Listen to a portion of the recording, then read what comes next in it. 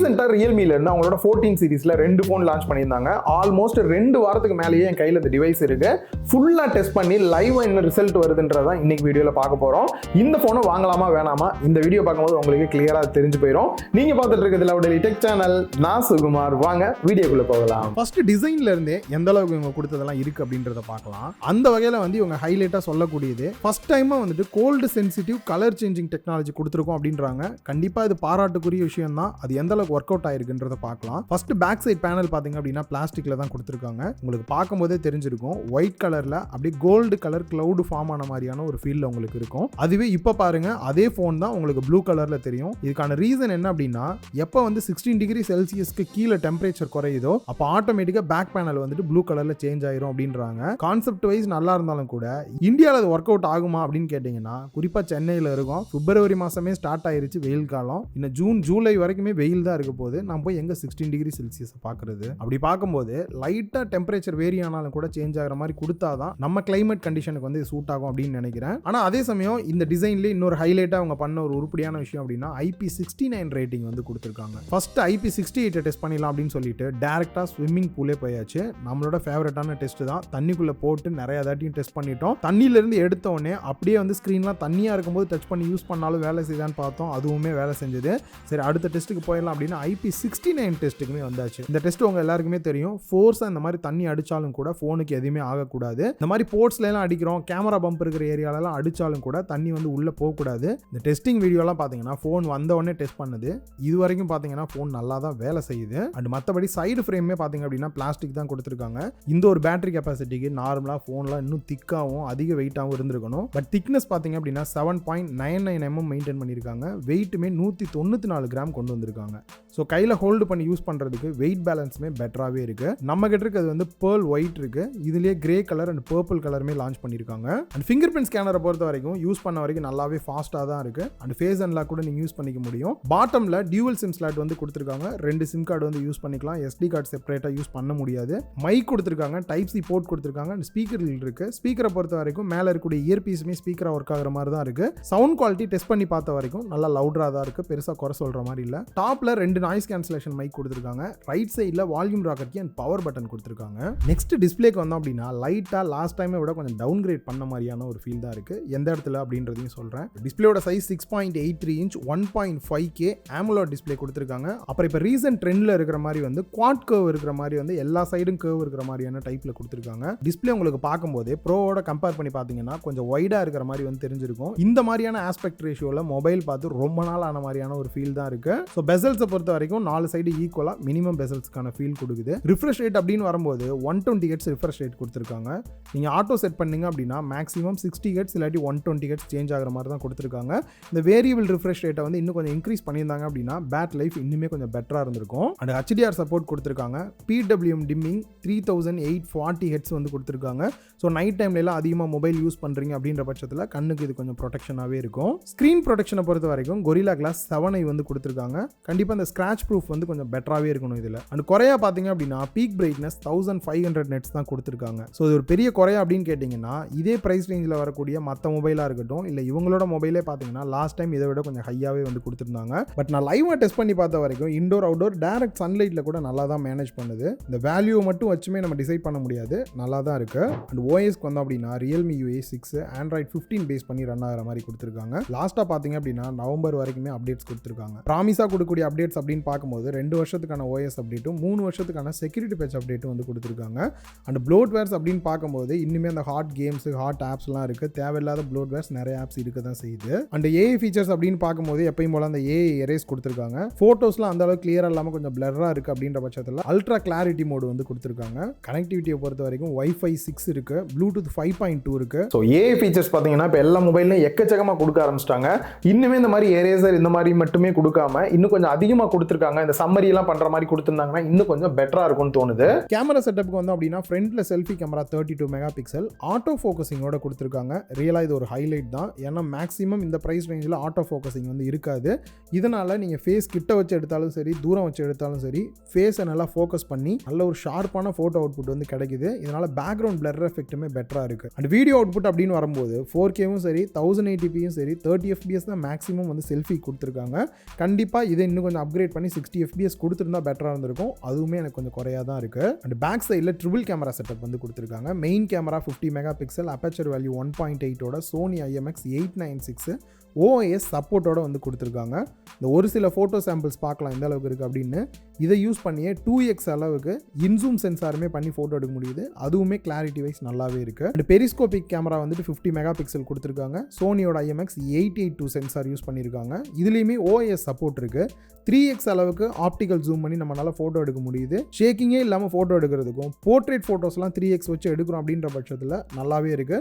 So இந்த price ரேஞ்சுக்கு இந்த டெலிஃபோட்டோ மாதிரியான டைப்பில் கொடுக்கறது நல்ல விஷயம் தான். இதை யூஸ் பண்ணியே 6x அளவுக்குமே லாஸ்லெஸ் ஜூம் வந்து பண்ணிக்க முடியுது. அண்ட் நெக்ஸ்ட் 8 மெகா பிக்சலுக்கு அல்ட்ரா வைட் ஆங்கிள் கேமரா கொடுத்துருக்காங்க. இதை தான் இன்னும் கொஞ்சம் இம்ப்ரூவ் பண்ணி கொடுத்துருந்தா பெட்டராக இருந்திருக்கும். வெறும் 8 தான் அப்படின்றது அந்த அளவுக்கு வந்து ஒரு பெட்டரான இமேஜ் அவுட்புட் வந்து கிடைக்கல. ஃபீல்ட் ஆஃப் வியூவை பொறுத்த வரைக்கும் 112 டிகிரி வரைக்குமே வந்து கவர் ஆகிற மாதிரி வந்து கொடுத்துருக்காங்க. மெயினோட கம்பேர் பண்ணி எந்த அளவுக்கு இருக்குது அப்படின்றதையும் நீங்கள் பார்த்துக்கலாம். வீடியோ அப்படின்னு வரும்போது 4K 30 fps தான் மேக்ஸிமம் கொடுத்துருக்காங்க. 60 fps கொடுத்துருந்துருக்கலாம். 1080p வந்துட்டு 60 இல்லாட்டி 30 fpsல எடுக்கிற மாதிரி வந்து கொடுத்துருக்காங்க. பட் இன்னும் கொஞ்சம் இம்ப்ரூவ் பண்ணியிருந்தால் பெட்டராக இருந்திருக்கும். பட் வீடியோ ஸ்டெபிலைசேஷனை பொறுத்த வரைக்கும் பெட்டராகவே இருக்குது. நெக்ஸ்ட் பேட்டரி கெப்பாசிட்டி 6000 mAh வந்து கொடுத்துருக்காங்க. ஏற்கனவே சொன்ன மாதிரி தான் 6000 mAh கொடுத்துருந்தாலும் மொபைலோட திக்னஸ் வந்து ஸ்லிம்மாக இருக்கிறதுக்கு காரணமே இப்போ லேட்டஸ்ட்டாக இருக்கக்கூடிய சிலிக்கான் கார்பன் டெக்னாலஜி யூஸ் பண்ணியிருக்கிறது தான்.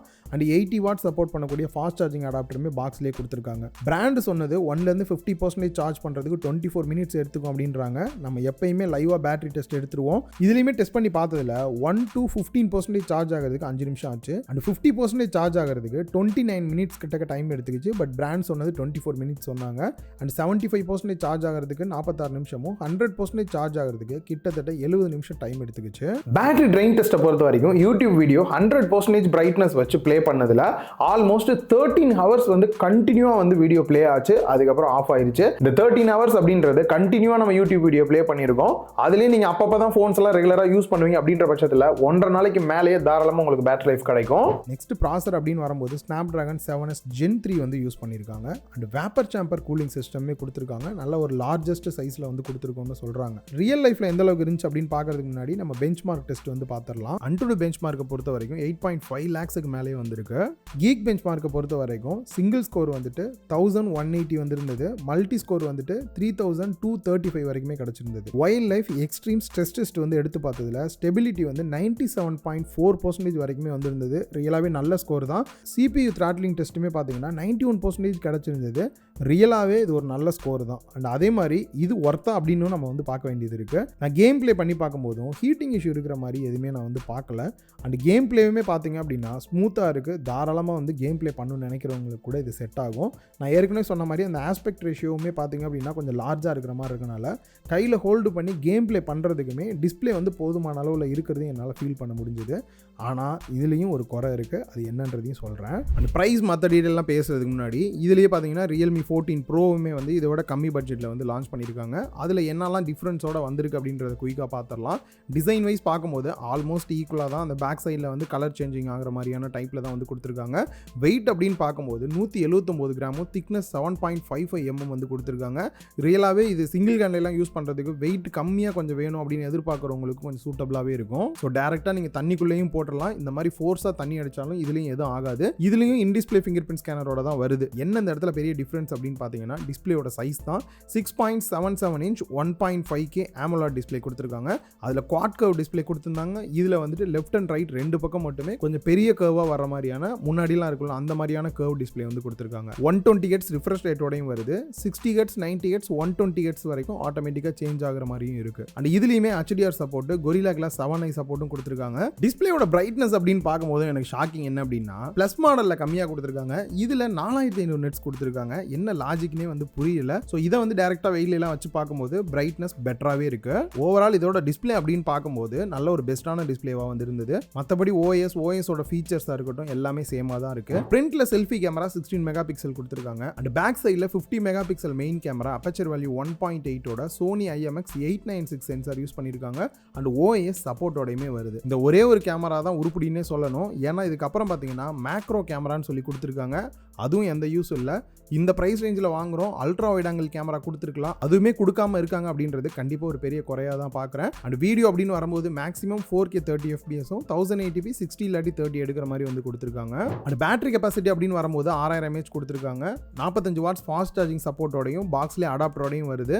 1லேருந்து 50% சார்ஜ் ஆகிறதுக்கு 36 நிமிஷம் டைம் எடுத்துக்கும் அப்படின்னு பிராண்ட் சைடில் சொல்லியிருந்தாங்க. லைவாக நான் டெஸ்ட் பண்ணி பார்த்ததில்ல. 15% சார்ஜ் ஆகிறதுக்கு 10 மினிட்ஸும் 50% சார்ஜ் ஆகிறதுக்கு 36 மினிட்ஸ் டைம் எடுத்துக்குது. சேம் பிராண்ட் என்ன சொன்னாங்களோ அதே டைமிங் தான் நமக்குமே வந்திருக்கு. அண்ட் 100% சார்ஜ் ஆகிறதுக்கு 76 மினிட்ஸ் கிட்டக்க டைம் எடுத்துக்குது. ஸோ பேட்டரி லைஃப் அப்படின்னு பார்க்கும்போது கூட தாராளமாக ஒரு நாளைக்கு மேலேயே வந்து பேட்டரி லைஃப் கிடைக்குது. கொஞ்சம் ஹெவி யூஸாக பண்ணுறீங்க அப்படின்னாலும் கூட. அண்ட் ஃபாஸ்ட் சார்ஜிங்கும் இருக்கனால பேட்டரி சைட் பார்க்கும்போது இந்த ஃபோன் நல்லாவே இருக்குன்னு சொல்லலாம். இதுலேயுமே பார்த்தீங்க அப்படின்னா யூடியூப் வீடியோ 100% பிரைட்னஸ் வச்சு ப்ளே பண்ணதில் 14 மணி நேரம் கிட்டக்கே வந்து ப்ளே ஆயிருந்தது. ஆக்சுவலாக சொல்லணும் அப்படின்னா ஏற்கனவே சொன்னது தான், நீங்கள் நார்மல் யூஸ்லாம் பண்ணுறீங்க அப்படின்னா இதுவுமே 1.5 நாளைக்கு மேலேயே உங்களுக்கு வந்து பேட்டரி லைஃப் கிடைக்கும். ஸோ பேட்டரி லைஃப் தான் முக்கியம் நினைக்கிறவங்களுக்கு ரெண்டு ஃபோனுமே ஒரு பெஸ்ட்டான சாய்ஸாக தான் இருக்கும். நெக்ஸ்ட் இதோட பர்ஃபார்மன்ஸ் எந்த அளவுக்கு இருக்குது அப்படின்னு பார்க்கும்போது மீடியாடெக்கோட டிமென்சிட்டி 7300 எனர்ஜி ப்ராசர் வந்து யூஸ் பண்ணியிருக்காங்க. அண்ட் அது மட்டும் இல்லாமல் வேப்பர் சாம்பர் கூலிங் சிஸ்டமே வந்து கொடுத்துருக்காங்க. இந்த செக்மெண்ட்டில் நல்ல விஷயம் தான். அண்ட் அதே சமயம் எந்த அளவுக்கு இருக்குது அப்படின்னு பார்க்கும்போது நீங்கள் டெய்லி யூஸ் பண்ணுறதுக்கும் மல்டி டாஸ்கிங் பண்ணுறதுக்கும் அப்பப்போ நார்மலான கேம்ஸ் ப்ளே பண்ணுறதுக்கும் உங்களுக்கு ஓகேவா இருக்கும். பட் டார்கெட்டடாக எனக்கு பர்ஃபார்மன்ஸ் தான் ப்ரோ முக்கியம், கேம் ப்ளே தான் ரொம்ப முக்கியம்னு நினைக்கிறவங்களுக்கு இதை விட இன்னும் பெட்டரான ஆப்ஷன்ஸ் நிறையாவே இருக்குது. ஓவராலாக இந்த ஃபோன் ஒர்த்தா இல்லையா, வாங்கலாமா வேணாமா நினைக்கிறவங்களுக்கு ப்ரோ ப்ளஸ் பார்த்தீங்க அப்படின்னா இந்த டிசைன் வைஸ் ரெண்டு ஃபோன்லையுமே புதுசாக தான் ட்ரை பண்ணியிருக்காங்க. பட் நம்ம ஊருக்கு செட் ஆகுமா அப்படின்றது தெரிஞ்சுட்டு இருந்திருக்கணும்ல. அடுத்து முக்கியமாக டிஸ்பிளே அப்படின்னு பார்க்கும்போது ரெண்டு ஃபோன்லையுமே ஒரு பெஸ்ட்டான டிஸ்பிளேவாக கொடுத்துருக்காங்க. தாராளமாக என்டர்டைன்மெண்ட் பேஸ் பண்ணி உள்ளவங்க வாங்கலாம்.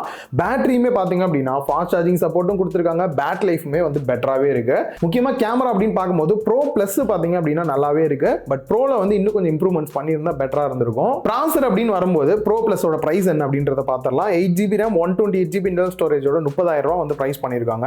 இந்த பிரைஸ் ரேஞ்சுக்கு எனக்கு எல்லாமே பெஸ்ட்டாக இருக்கு. இந்த ஏஐ ஃபீச்சர்ஸ் கொஞ்சம் மிஸ் ஆனதாக இருக்கட்டும், ஒரு சில குறைகளை தவிர பார்க்கும்போது எல்லாமே நல்லா தான் இருக்கு. இந்த ஒரு பிரைஸ் ரேஞ்சுக்கு ப்ராசஸர் மட்டும் இன்னும் கொஞ்சம் அப்கிரேடாக கொடுத்துருக்கலாம் அப்படின்னு தான் எனக்கு தோணுது. ஏன்னா இதே மாதிரி மற்ற பிராண்ட்ல இருக்கக்கூடிய மொபைல்ஸ் வந்து இதை விட பெட்டரான ப்ராசஸரோட வந்து கொடுக்குறாங்க. ஸோ உங்களுக்கு கேமிங் டார்கெட்டடா கேம் பிளே தான் ப்ரோ பண்ண போறேன்னு நினைக்கிறவங்க இதை தவிர்த்துக்கலாம். மற்றபடி கொஞ்சம் பிரைஸ் அதிகமாக இருந்தாலும் ஒரு நல்ல ஃபோனாக தான் லான்ச் பண்ணியிருக்காங்க. அண்ட் ரெண்டு ஃபோன்லையுமே IP68 and 69 ரேட்டிங் கொடுத்துருக்காங்க.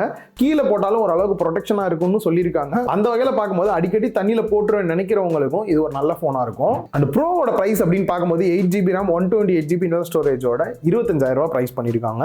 இந்த பிரைஸ் ரேஞ்சில் பெரிய குறைய எனக்கு தோன்றது வந்து கேமரா சைட் நல்ல ஒரு அப்கிரேட் பண்ணியிருக்கணும். ப்ராசருமே அதே மாதிரி தான். நார்மல் யூஸ் பண்ணுறவங்களுக்கும் சின்ன சின்ன கேம் அப்பப்போ கேம் பிளே பண்ணுறவங்களுக்கு லோ கிராஃபிக்ஸில் வச்சு விளையாடுறவங்களுக்கு ஓகே. அதே சமயம் கொஞ்சம் கேமிங்க்கு நீங்கள் டார்கெட்டடாக பார்க்குறீங்க அப்படின்னும் போது இந்த ப்ரைஸுக்கு இதை விட பெஸ்ட்டான ஆப்ஷன்ஸ் கூட உங்களுக்கு இருக்கு. பட் நான் ஸ்ட்ராங்காக வந்துட்டு நீங்கள் வாங்குறதா இருந்தீங்க அப்படின்னா ப்ரோ ப்ளஸ் கூட ட்ரை பண்ணலாம். ப்ரோ என்னை கேட்டால் தவிர்த்துக்கிறது பெட்டர்ன்ற மாதிரி தான் இருக்கு. இந்த வீடியோ உங்க எல்லாருக்குமே கிளியராக புரிஞ்சிருக்கும், யூஸ்ஃபுல்லாக இருந்திருக்கும். லைவாக டெஸ்ட் பண்ணி போட்டிருக்கேன். ஸோ வீடியோ பிடிச்சிருந்தா லைக் பண்ணுங்க, உங்கள் ஃப்ரெண்ட்ஸ் கூட ஷேர் பண்ணுங்க. மறக்காம லவ்டலி டெக் சேனலுக்கு உங்களோட சப்போர்ட்டை கொடுங்க.